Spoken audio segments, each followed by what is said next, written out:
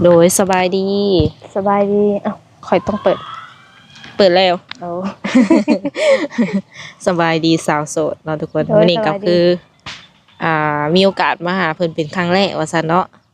ก็สิขออนุญาตแบบว่าถามข้อมูลของเจ้าก่อนเนาะชื่อแนวใด ซิหยุยอายุจักปีตอนนี้ 33ฮอด33แล้วบ่ โดยแม่33ป้าจ้ะ คิดว่าประมาณแบบ20กว่าปีบ่33แล้วหากเป็นคนตัวน้อยซื่อเนาะ แม่นคนตัวน้อยซื่อเออเป็นแนวใดเคยสร้างครอบครัวบ่ บ่เคยสร้าง อืมผ่านมานี่เคยแบบมีแฟนแบบเป็นโตเป็นตนคบหากันอยู่บ่ ก็เคยล่มเนาะเคยล่มแต่แบบสิว่าแนวใดเคยล่มแต่แบบสิว่าใดเคยล่มแต่แบบ มันไปกันบ่ได้บ่ ล่มก็คือแบบผู้บ่าวผู้สาวเนาะล่มแล้วก็แบบมันแบบสิจริงจังมันก็บ่จริงจังหั่นนะล่มไปแล้วก็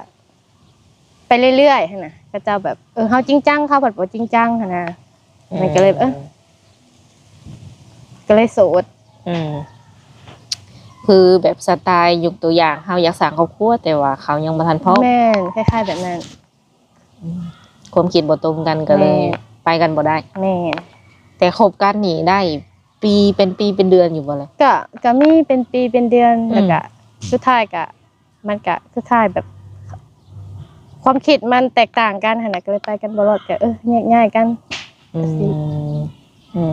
แต่ว่าเคยล้มก็เคยล้มแต่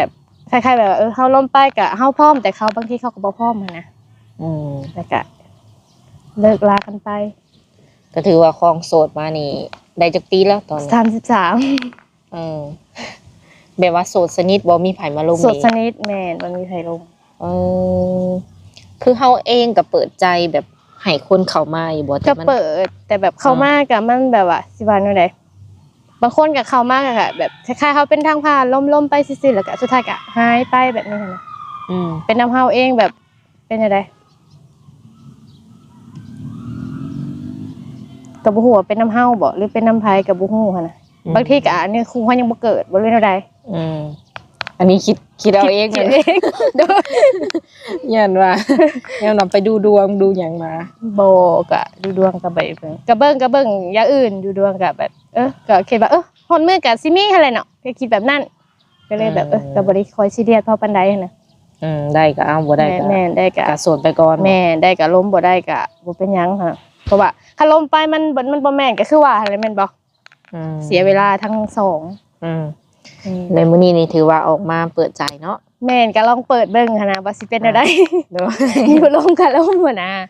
ลองเบิ่งหั่นน่ะถ้าบ่มีก็บ่เป็นหยังก็โสดต่อไปโดยคือแบบว่าเปิดใจนี่ทางเซาหยุยมีแบบสเปคอยู่บ่สเปคบ่ก็บ่มีได้สเปคก็บ่ได้แบบก็บ่ได้มักคนแบบอิหยังหลายหั่นน่ะแบบ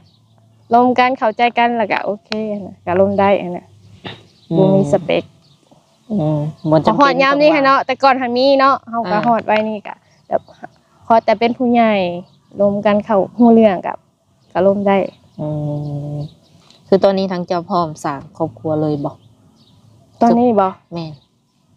ก็เบิ่งกันไปก่อนเนาะแต่ว่าสิว่าพร้อมนี่ก็เบิ่งก่อนหั่นน่ะเพราะว่าเฮาคาดหวังหลายก็บ่ได้เนาะทุกมื้อนี่หั่นน่ะต้องเบิ่งสภาพความเป็นจริงสมมุติว่าเขาหักเขาแท้เนาะเขามักเขาแม่นก็พร้อมเอาเลยคันเป็นแบบนี้ก็มีบางทีก็ล้มๆไป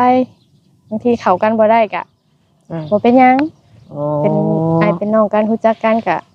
บ่เป็นหยังในความคิดของเซาหยุยก็คือแบบอยากทำความรู้จักก่อนเนาะแม่ทำความรู้จักก่อนเรื่องนิสัยใจคอบ่หรือว่าสิ่งต่างๆว่าซั่นซะว่าจะไปกันได้หรือว่าเขาก็ได้บ่สมมุติว่าเอาแล้วผัดบางทีนิสัยเฮาบ่เข้ากันหั่นน่ะสุดเฮ็ดปุ๊บเอาปั๊บก็เป็นไปบ่ได้เนาะก็มีเนาะแม่นก็มีแบบว่า FC ประมาณนั้นได้แบบว่าเพิ่นเห็นปุ๊บก็อยากได้ปั๊บประมาณนี้ก็เลยว่าถามเจ้าลองเบิ่งว่าคันมีสถานการณ์แบบนั้นเจ้าสิเอาเลยบ่หั่นน่ะบ่กันไปก่อนเห็นว่ากันโดยปัจจุบันนี้คือทางเจ้าอาศัยอยู่กับไผก็พ่อกับแม่แล้วก็มีน้องคนนึงก็มีหลาน น้องแสดงว่าจะเป็นลูกกกบ่ แม่บ่ว่าแม่ลูกกกมีอ้าย อ๋อไอ้น้องทั้งหมดนี่จักคน มีทั้งเบิดก็6 คน แต่ข่อยเป็นคนที่สองไก่ผู้กกนั้น 2แม่น เขาเจ้าสร้างครอบครัวเบิดแล้วบ่ แม่นเบิดแล้วเหลือแต่ข่อยกับน้องหลา ที่ว่ายังบ่ทันสร้างครอบครัวยังโสดแบบนี้นะ แม่น โอ้ออกเฮือนออกซ่านเบิด แม่นก็มีแต่น้องผู้หนึงหันอยู่นํกัน กายหันแม่นเป็นเฮือนไปเฮือนลาวแล้ว แม่นแล้วก็ผู้หนึงก็เขาเจ้าก็ไปเวียกเขาเจ้ากันน่ะเขาเจ้าก็บ่ได้อยู่ คือทางเจ้าก็อาศัยอยู่กับเฒ่าพ่อเฒ่าแม่ แม่ บ่ นพ่อกับแม่ โดย คือเฒ่าพ่อกับเฒ่าแม่อายุประมาณเท่าไหร่ซะ เขาเจ้าก็เฒ่าแล้ว50ปลายปีแล้ว แล้วคนที่สิเข้ามาคุยนี่เจ้าจำกัดอายุบ่ล่ะ ก็บ่ได้บ่รวมได้บ่ได้จำกัด 40-50หรือว่า60จังซี่น่ะ ก็ล้มเบิ่งก็บ่ได้จำกัดอายุ โดย สมมุติเฮาโอเคเลยเฒ่าพ่อกับเฒ่าแม่เพิ่นสิโอเคนำเฮา ก็เพิ่นก็บ่ได้บังคับแล้วแต่เฮาหั่นน่ะเพราะว่า ทุกมื้อนี้เพิ่นก็บ่ได้บังคับว่าลูกต้องเอาผู้นั้นผู้นี้บ่แล้วแต่เฮาเนาะทุกมื้อนี้หั่นน่ะมันขึ้นกับเฮา2 คน โดย เพิ่นก็บ่ได้บังคับว่าต้องเอาผู้นั้นผู้นี้บ่ แล้วเพิ่นก็บ่ได้บอกอีกว่าห้ามเอาแบบคนอายุหลายเด้อเนาะ ก็บ่ ยันว่าเพราะว่าทางเจ้าเองก็บ่เคยสร้างครอบครัวนะยันว่ามีขีดจำกัด บ่มีขีด คือหนุ่มๆสามารถแบบเข้ามาทำความรู้จักกับเพิ่นได้เนาะ โดย ปัจจุบันนี้ทางสาวอยู่เฮ็ดอาชีพการงานหยัง บ่ได้เฮ็ดหยังก็มีแต่ค้าขายธรรมดา เป็นแม่ค้าเนาะ โดยแม่ค้า ก็มีแบบว่าเงินคำพอใส่พอจ่ายพอเก็บบ่ ก็ชีวิตคนโสดเนาะก็ซ้ำคนโสดนั่นน่ะ ยังบ่ทันถึงขั้นว่ามีเก็บ แม่ พอได้แต่ใช้แม่นบ่ แม่นพอได้แต่ใช้ หรือว่าตอนนี้นี่เฮามีอีหยังที่เป็นของเฮาหรือบ่เป็นเฮือนเป็นชานอย่างนี้ บ่มียังอยู่น้ำพ่อน้ำแม่ ในความคิดเนาะมื้อหน้ามื้อในเฮาสร้างครอบครัวจังซี่นะคิดว่าแบบจะไปอยู่น้ำเพิ่นบ่หรือว่าจะเอาเพิ่นมาอยู่นำ คงคิดบ่ก็สิมีเฮือนเป็นของถ้าเป็นไปได้เนาะความคิดก็อยากมีเฮือนเป็นของตัวเองแต่ว่าแล้วแต่เพิ่นสิมาอยู่นํก็แล้วแต่นะก็บ่ได้ว่าแนวใด ถ้าเพิ่นสิเอาไปอยู่นำได้จ้ะ ถ้าสิไปอยู่นํเขาเจ้าแบบสิบ่ แม่นเพิ่นมาแต่งเอาไปอยู่นำเลย ถ้าเบิ่งก่อนเนาะถ้าเบิ่งสภาพความเป็นจริง ในใจ ก็แม่นแบบอยากมีเฮือนเป็นของตัวเองก็อยู่แบบครอบครัวน้อยๆเป็นของตัวเองอะไรก็แล้วหั่นน่ะบ่ได้แบบว่าให้เป็นเรื่องของอนาคตเนาะเรื่องว่าได้ แต่ว่าอยากตั้งอยู่ลาวบ่อันว่า แม่ตั้งอยู่ลาว โดยคันไปตั้งอยู่ฝั่งไทยนี่ขอคิดเบิ่งก่อนบ่ ก่อน ส่วนหลายก็หนุ่มๆเฮาก็สิมีทางฝั่งไทยเนาะ โอ้ แล้วก็ต่างประเทศแน่อยู่ลาวเนาะอย่างเช่นบ้านใกล้เฮือนเคียงนี่ก็ส่วนน้อยเนาะ โดย ก็ลมได้ ก็เลยว่าถามว่าเพิ่นอยากเอาไปอยู่นำนี่สิว่าแนวใดหั่นน่ะเดี๋ยวเบิ่งไปก่อน โอเค จริง โดยเลยอยากได้คนที่ว่ามีอาชีพการงานเฮ็ดบ่หรือว่าชาวไร่ชาวนา ธรรมดาก็ได้บ่ได้ว่าอาชีพบ่ได้บ่ต้องเป็นพนักงานก็บ่ธรรมดาแบบใดก็ได้ค่ะนะเลยคือเรื่องอาชีพนี่บ่ได้แบบว่าโฟกัสเนาะบ่นิสัยเด้ซะ นิสัยหลักๆนี่มักแบบใด เป็นผู้ใหญ่ก็พอแล้วหนึ่งเป็นผู้ใหญ่เนาะเป็นผู้ใหญ่มีข้อต่อไปบ่กะบ่คือว่าแบบมีแต่ร่วมกันฮู้เรื่องอะไรก็โอเคนะบ่ได้มีสเปคหลายหรอกแบบสไตล์เฮามักคนใจร้อนบ่หรือว่าใจเย็นเท่าที่เคยลมมานี่แบบใจร้อนกับใจเย็นนี่ตัวได้โอเคกว่าสำหรับเจ้าแบบมักอยู่บ่หึงหวงแบบโทรก็บ่ธรรมดาก็บ่อะไรธรรมดาน่ะ แต่ว่าฮ้อนใจฮ้อนหลายก็เฮาก็บ่ไหวเลยเนาะสมมุติมื้อใดมื้อหนึ่งมามาตีเฮาอีกนะก็บ่ได้นี่แม่นบ่ใจเย็นหลายก็บ่ได้เนาะธรรมดาอยู่ใจเย็นจนว่า3มื้อจึงโทรมาเทื่อนึงโอ้ก็ตายแล้วเนาะ เอากลางๆบ่ กลางๆธรรมดาบ่ต้องขันว่าใจฮ้อนหลายเนาะใจฮ้อนก็บ่ไหวเลยเนาะ คือเพิ่นเอาแบบว่ากลางๆไว้ก่อนว่าซั่น ไว้ก่อนเนาะแม่น ใจฮ้อนเกินไปนี่ก็ย้านว่าซั่น แม่นย่านข่อยตัวน้อยเด้บางทีก็สิบ่แพ้กับเจ้า โดยเลยแบบว่าช่วงใดที่เจ้าว่างเนาะหรือว่าสะดวกคุยกับเพิ่นเนี่ยสมมุติเพิ่นทักมาเนี่ยจังบ่รบกวนเจ้า ตอนเป็นคือแบบเฮาก็ค้าขายเนาะ อืม จะสะดวกกับแม่นตอนกลางคืนแบบสิ อืม อาจจะสะดวกกว่านะ อืม คือแบบนี้เฮาก็ค้าขายหั้นน่ะ หากกะเว้นนี่สมมุติเพิ่นจะโทรมานี่มันบ่ได้เลยบ่หรือว่า ก็ แนวใด ก็ได้อยู่เนาะแต่ว่าสิให้แบบลมแบบแบบโดนๆนี่ก็แบบเฮายันเฮาบ่สะดวกหั้นนะ อืม แต่ว่าสะดวกแต่ก็แม่นกลางคืน อืม กลางเว้นก็ได้อยู่ก็บ่แม่นว่าซึ่งคันว่าบ่ได้ดอก อืม แต่ว่าเฮาอาจสิบ่มีเวลาให้เพิ่นลมแบบโดนๆหั่นนะ ว่าแนะนำเป็นแบบกลางคืน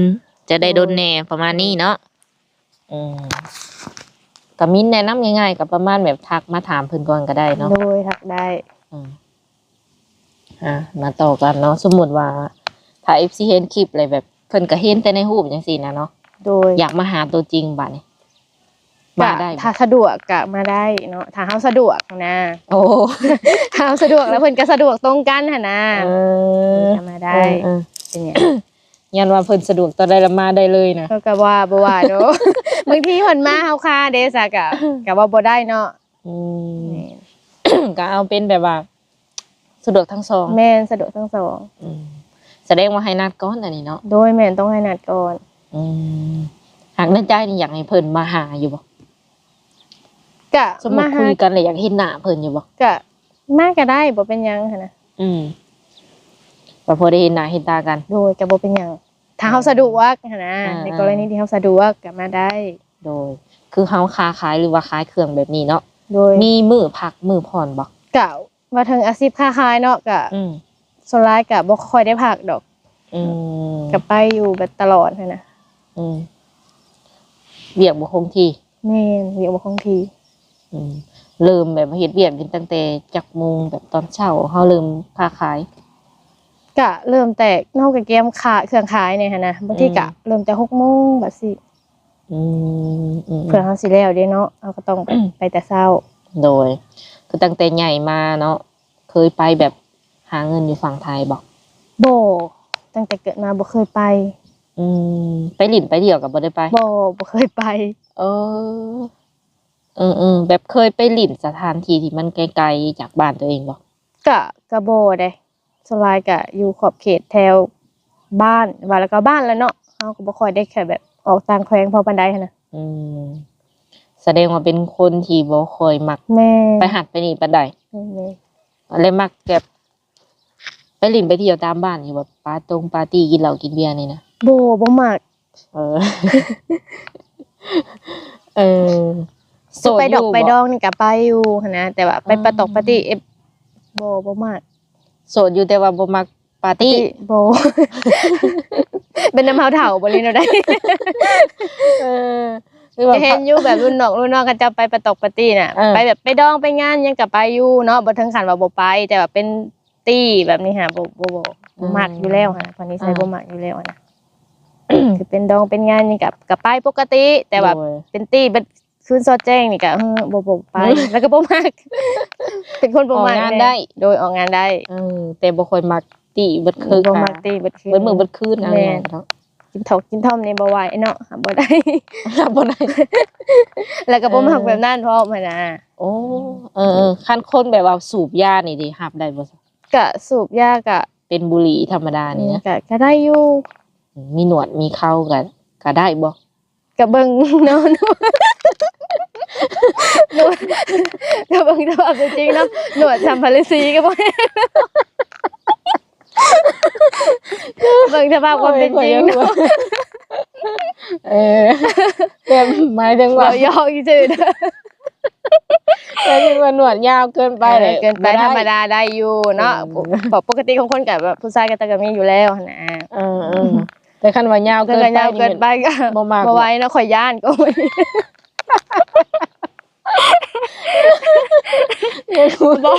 เอาเวลาเห็นเพิ่นว่าเราตื่นกันเห็นอะไรเนาะโดนกับเพิ่นก็บอกไปตามความจริงเนาะคือเพิ่นบ่มักประมาณนั้นแต่เขาส่วนหลายก็จะบ่มีเนาะคันแม่ส่วนหลายก็บ่มีดอกว่าสิไปปะถึงขั้นว่าปล่อยตัวเองปานนั้นหั่นเฮาก็เว้ายกว่ากันไปก็คือทางสาวหนุ่ยนี่สูงเท่าไหร่อันนี้150ปลายน้ำหนักประมาณเท่าไหร่ประมาณ45สมดุลกันอยู่เนาะออกงานนำแบบผู้บ่าวหรือว่าสามีในอนาคตนี่ไปได้เพิ่นไปได้แม่นคันว่ามี FC เนาะเพิ่นอยากสนับสนุนหรือว่าอยากชวนไปเล่นฝั่งไทยเนาะคิดว่าอยากไปบ่ถ้าไปบ่แม่นอนาคตแบบว่าแม่นสมมุติเพิ่นออกค่ารถค่าล่างให้บ่ที่กินที่อยู่เนาะแต่ชวนไปเล่นบัดก็เบิ่งก่อนเนาะถ้ามีหมู่ไปก็ไปเพราะว่าเฮาบ่เคยไปเด้ซั่นเนาะถ้าเอาไปแบบไปคนเดียวเฮาก็บ่ฮู้อีหยังหั่นน่ะ2 ต่อ 2แม่น2 ต่อ 2เอา2 ต่อ 2บางทีเฮาบ่ฮู้เด้ซั่นเนาะเฮาบ่ฮู้หยังเลยไปก็คือแบบเอาไปบ้านเขาผัดจักสิเฮ็ดอีหยังแน่หั่นนะ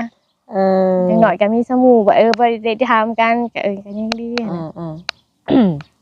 เอาหมู่ที่ว่าเคยไปนำเนาะความหมายว่าเพิ่นบ่ฮู้จักว่าต้องเริ่มจากจุดใดแม่นเพราะว่าเฮาบ่เคยไปหั่นน่ะคันว่าย่านเพิ่นนี่บ่ได้ย่านติเนาะสมมุติว่าก็ธรรมดาถ้ามีหมู่ไปเอาก็ไปแบบธรรมดาตั้งไปลิ้นจังซี่ถามสำหรับหนุ่มๆที่ว่าบ่สะดวกมาหาบางทีอยากให้สาวโสดไปหาเนาะเราก็ถามเผื่อไว้ฝั่งมุกดาหารนี่ก็บ่เคยไปเลยบอกฝั่งมุกดาหารก็เคยไปอยู่ฮอดจมูกแต่ว่าเคยไปนำน้าสาวหั่นน่ะคันนัดกันไปแบบเห็นหน้าเห็นตาอยู่มุกนี่ก็ไปได้แสดงว่าเนาะใกล้แม่นบ่ก็น่าจะได้สมมุติว่าแบบเห็นกันแหละคันบ่ตรงจักสิว่าแนวใดเนาะบ่ตรงสเปคแบบโลกแบบใดสมมุติว่าไปเห็นเลยแบบมันบ่ตรงก็บ่เป็นหยังค่ะแบบเฮาก็ลงกันแบบอ้ายน้องก็ได้เฮาก็บ่ได้ว่าบ่จำเป็นต้องว่าจำเป็นว่าต้องแม่นเข้าหากันก็ต้องเป็นแฟนกันโลดให้ก็บ่แม่นเนาะเฮาฮู้จักกันแม่นก็ฮักแพงกันก็บ่ได้เป็นหยังเนาะขออนุญาตถามเรื่องเฮือนเรื่องซ่านเนาะคือทางสาวหนูนี่เฮ็ดอยู่เฮ็ดกินเป็นบ่ก็พอได้อยู่พอได้อยู่โดยก็พอได้อยู่กับข้าวกับน้ำแต่ละมื้อนี่ไผเป็นคนเฮ็ดซะอยู่เฮือนก็ซอยกันกับน้องบางทีก็แม่เฮ็ดบางทีก็เฮ็ดซอยกันกับน้องส่วนหลายแบบกินประเภทแบบของรสจัดบ่หรือรสจืดจังซี่อาหารบ่อยู่บ้านก็คืออาหารประเภทบ้านเฮาก็แกงอีหยังมันนี่ก็ได้อยู่กินแบบประเภทนี้จะเฮ็ดแบบจำพวกนั้นดุแน่แม่นโดยแม่นเฮ็ดให้เฮ็ดนาอยู่บ่เลยแม่นเฮ็ดนาเฮ็ดเป็นเนาะก็พอได้อยู่ก็พอได้แม่นบ่เฮ็ดได้เป็นสาวไร่สาวนานำแม่นแต่ละปีได้ข้าวประมาณจักสอบก็พอแต่ได้กินประมาณ70-80จังซี่โดยในค่าใช้จ่ายเฮารวมๆเนาะเดือนนึงนี่ประมาณเท่าใดสำหรับเจ้าเองแม่นบ่สำหรับข่อยบ่สำหรับเจ้าเองคนเดียวหลายบ่เดือนนึงก็เนาะเฮาก็เป็นแม่หญิงหั่นน่ะได้รับ2ล้านประมาณนี้แหละธรรมดาเนาะแม่นธรรมดาเฮาก็ใช้จ่ายทำว่าหยังเฮาหาได้เนาะเฮาใช้จ่ายเกินเฮาก็สำเฮาหาได้หั่นน่ะหนุ่มๆคือสิเลี้ยงไหวเนาะเลี้ยงกุ้งเนาะทุกคนกินบ่หลายเนาะอิ่มก็พอกินบ่หลายเพิ่นน่ะ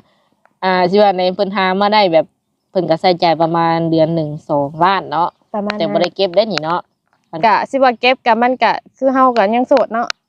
สิว่าเก็บก็ยังเก็บบ่ได้หั่นน่ะเฮายังแบบยังโสดอยู่ก็เก็บอยู่แบบเฮามันก็ต้องมีเนาะคือแบบสิโสดเนาะนั่นๆนี่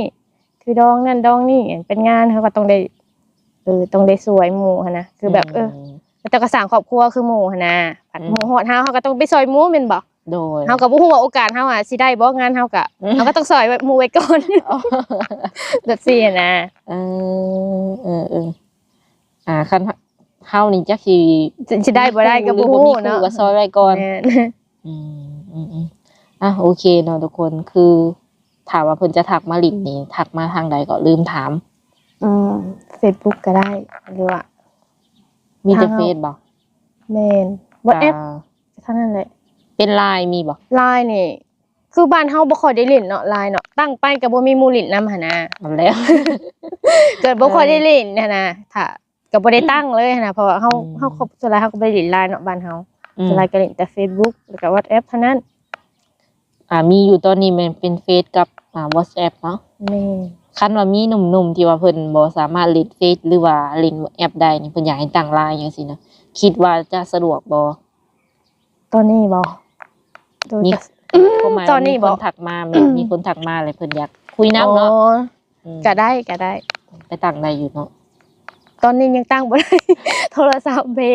โอ้ แต่ว่า Facebook นี่ได้ เพราะว่ารุ่นโทรศัพท์ที่ใช้ทุกมื้อนี่น่ะมันค่อนข้างจะซ่าแน่หั้นนะ อืม แต่ว่าโทรศัพท์น่ะมันเพแหละกำลังไปแต่งหั้นนะ โอ้ โดย เออ แล้วใส่กลับไปใส่โทรศัพท์เก่าเดี๋ยวนี้อะ โดย แม่น โทร แต่ ศัพท์ Facebook อีกยังใส่ปกติ เพราะว่าเฮาใส่เป็นว่าหยังโทรศัพท์เก่าแหละ Facebook อีกยังรหัสเมลเฮาก็จื้อหั้นนะ เสื่อมมันตัว แต่ว่า LINE นี่เฮาแบบเครื่องเฮามันความจำมันบ่หลายหั้นนะ อ่า ถ้าเฮาโหลด LINE มาลิ้นอีกอย่างเฮาก็มันก็เปลืองความจำเฮาอะนะมันก็ลิ้นก็ได้แต่ว่าซ่าหั้นนะ โดยมีแต่ตามนั้นเนาะทุกคน โดย เจ้าของเพิ่นยืนยันให้ในสุดท้ายนี่เนาะทางสาวหนุ่ยมีหยังอยากฝากถึง แบบว่านุ่มๆที่ว่าเพิ่นสิเข้ามาคุยนำเฮาบ่มีหยังอยากเว้าบ่ แซดมาลงกันได้เนาะการลงกันได้บ่ได้เป็นแฟนกะเป็นคนฮู้จักหักแพงกันกะบ่เป็นหยังเนาะบ่ต้องคาดว่า มาแล้วก็ต้องแบบลมกันแบบจริงจังบ่เนาะให้แบบลมกันเบิ่ง โดยก็มีแต่ประมาณนั้นเนาะเฮาก็จะโอลมกับเพิ่นประมาณนั้นก่อนแล้วก็สุดท้ายนี้ก็สิได้ขอเป็นตัวแทนทางผู้ใหญ่เนาะที่ว่าเพิ่นสนับสนุนทางช่อง YouTube ของสาวบุญเปียกเนาะเพิ่นก็ได้ฝากเงินมาให้เป็นจำนวนเงินกัน100,000กีบพอได้เติมบัตรเนาะ โอ้ โดย โดย ทางสาวหนุ่ย ขอบใจเด้อขอเฮงๆรวย โดย